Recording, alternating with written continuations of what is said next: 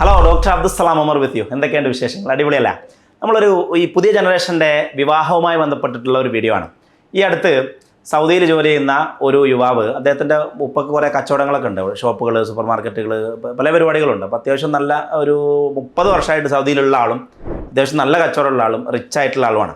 അപ്പോൾ അദ്ദേഹത്തിൻ്റെ മകന് ഇപ്പോൾ പുറത്തൊക്കെ പോയി, എനിക്ക് തോന്നുന്നു UK പോയി ഡിഗ്രിയൊക്കെ എടുത്ത് വന്ന് കമ്പനിയിൽ വാപ്പൻ്റെ മോനായിട്ട് ജോയിൻ ചെയ്തിട്ടുണ്ട്. അപ്പോൾ അവന് കല്യാണം നോക്കുന്നുണ്ട്. അപ്പം എന്നോട് ഇങ്ങനെ പറഞ്ഞിരുന്നു, നിങ്ങളിങ്ങനെ ഒരു ബന്ധമുണ്ട്, നോക്കണ്ടിട്ടോ, നമ്മളെ മകന് പറ്റിയ ആരെങ്കിലും ഉണ്ടെങ്കിൽ നോക്കണ്ടോ. അപ്പോൾ ഞാൻ മറ്റൊരു GCC കൺട്രിയിലുള്ള ഒരു നല്ല കുടുംബം, ഒരു ബിസിനസ് കുടുംബത്തിന് തന്നെ അവരെ പരിചയപ്പെടുത്തി കൊടുത്തു. അവിടെ ഒരു മോളുണ്ട്. അവരും എന്നോട് ഇങ്ങനെ പറഞ്ഞു വെച്ചിരുന്നു, നല്ല ബന്ധങ്ങൾ ഏതെങ്കിലും ബിസിനസ് ഫാമിലി ഉണ്ടെങ്കിൽ കണക്ട് ചെയ്തിരുന്നു കേട്ടോ എന്ന് പറഞ്ഞിരുന്നു. അപ്പോൾ അത് കണക്ട് ചെയ്ത് കൊടുത്ത്. അപ്പോൾ ഞാൻ വിചാരിച്ചത് അത് രണ്ട് ഫാമിലി ശരിക്കും ഒക്കേണ്ടതാണ്. ഒരു കടാക്കട ഫാമിലിയാണ്. എല്ലാം കൊണ്ടും, വാല്യൂ കൊണ്ടും, സിസ്റ്റം കൊണ്ടും, റിലീജിയൻ കൊണ്ടും, സമ്പത്ത് കൊണ്ടും ഒക്കെ ഓക്കെയാണ്. പക്ഷേ അങ്ങനെ ആയി വന്നപ്പോൾ ഞാൻ റീസെൻ്റ്ലി കഴിഞ്ഞ മാസം GCC പോയപ്പോൾ, എൻ്റെ റൗണ്ടപ്പിന് വേണ്ടി പോയപ്പോൾ, നമ്മുടെ കോച്ചിങ് കമ്പനികളിലൊക്കെ ഇങ്ങനെ ഒരു റൗണ്ട് അടിച്ച് വരും. എല്ലാ മാസവും 2 days എല്ലാ കമ്പനിയിലും സ്പെൻഡ് ചെയ്യും. അപ്പോൾ അത് കഴിഞ്ഞ് ഇങ്ങനെ പോയപ്പം എന്തായി കല്യാണ കാര്യങ്ങളൊക്കെ, അത് ഉഷാറായില്ല എന്ന് ചോദിച്ചപ്പോൾ ഇല്ല, അത് നടന്നില്ല ഡോക്ടർ എന്ന് പറഞ്ഞു. അപ്പം ഭയങ്കര സർപ്രൈസിങ് ആയി, എന്തേ നടക്കാത്തതെന്നുള്ള. അപ്പോൾ അന്വേഷിച്ചപ്പം നമ്മളെല്ലാവരും പഠിക്കേണ്ട ഒരു പാഠം, ചിലപ്പോൾ യുവാക്കൾക്കുള്ളതാണ് ഈ വീഡിയോ ബേസിക്കലി, അല്ലെങ്കിൽ യുവാക്കളുടെ അച്ഛനമ്മമാർ മനസ്സിലാക്കേണ്ട ഒരു കാര്യമാണ്. പറഞ്ഞാൽ അവന് ആൾ ഉഷാറാണ്, വിദ്യാഭ്യാസമൊക്കെ ഉണ്ട്, അവൻ്റെ വാപ്പൻ്റെ പൈസയുണ്ട്, കുടുംബപരമായിട്ട് സ്വത്തുണ്ട്. പക്ഷേ അവനൊരു ഐഡൻറ്റിറ്റി ഇല്ല. വാപ്പൻ്റെ സ്വത്തല്ലാതെ അവനൊന്നുമില്ല.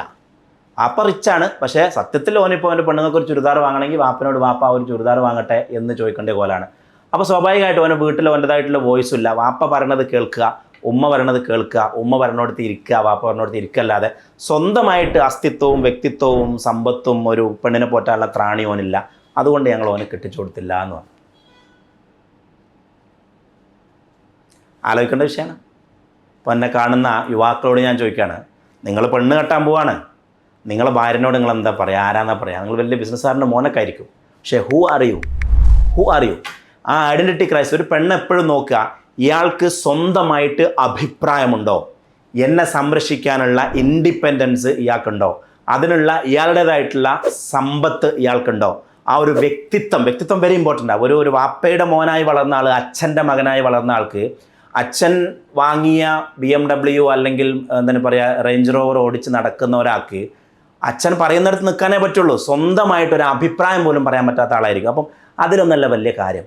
നമ്മൾ സ്കില്ലുകൾ പഠിച്ച് നമ്മളെ സാലറി കൊണ്ട്, ഈവൻ നമ്മൾ ഒരു ജോലിക്ക് പോയിട്ട് 15,000 സാലറി കിട്ടി അതുകൊണ്ട് വാങ്ങിയ സൈക്കിളാണെങ്കിൽ പോലും ആ സൈക്കിൾ ഓടിക്കുമ്പോൾ അതിനൊരു ആത്മാഭിമാനമുണ്ട്. പാപ്പാൻ്റെ റേഞ്ച് റോവർ ചിലപ്പോൾ നമ്മൾ കുയിലൊക്കെ ചാടിച്ചു പോകും, പക്ഷേ നമ്മളെ സൈക്കിൾ നമ്മൾ തുടച്ച് എണ്ണിട്ട് ഉഷാറാക്കി വെക്കും. ചുരുക്കി പറഞ്ഞാൽ, നിങ്ങൾ ഏത് വണ്ടി ഓടിക്കുന്നു, ഏത് പദവിയിലിരിക്കുന്നു, എത്ര പൈസ സമ്പാദിക്കുന്നു, അല്ലെങ്കിൽ ഏത് ഹോട്ടലിൽ താമസിക്കുന്നു, ഏത് ബ്രാൻഡ് ഡ്രസ്സ് ഇടുന്നു എന്നുള്ളതൊന്നുമല്ല. നിങ്ങൾക്കായിട്ട് സ്വന്തമായിട്ട് എന്തുണ്ട്, സ്വന്തമായിട്ട് എന്ത് ഐഡൻറ്റിറ്റി ഉണ്ട്, സ്വന്തം നിങ്ങൾ എന്ത് ഏൺ ചെയ്യുന്നു, എന്ത് പ്രൊഫഷൻ ഉണ്ട്, എന്ത് ജോലിയുണ്ട്, എന്ത് ബിസിനസ് ഉണ്ട്, ഈ ഐഡൻറ്റിറ്റി ഉണ്ടാക്കിയെടുത്താൽ ആത്മാഭിമാനം, സെൽഫ് പ്രൈഡ് എന്ന് പറഞ്ഞൊരു സാധനം വരാനുണ്ട്. അത് വെച്ചിട്ട് സ്വന്തമായിട്ട് തീരുമാനങ്ങൾ എടുക്കാനും, പെണ്ണ് കെട്ടാനും, പെണ്ണിനെ പോറ്റാനും, പെണ്ണിന് വേണ്ടി സംസാരിക്കാനും, അവളെ പ്രൊട്ടക്റ്റ് ചെയ്യാനൊക്കെ നമുക്ക് പറ്റുള്ളൂ. So who are you? യുവാക്കളൊക്കെ ചിന്തിക്കേണ്ട ഒരു കാര്യമാണ്. സ്വന്തമായിട്ട് ഐഡൻറ്റിറ്റി ഉണ്ടാക്കണം. മറ്റൊരാശയവുമായി വീണ്ടും വരാം.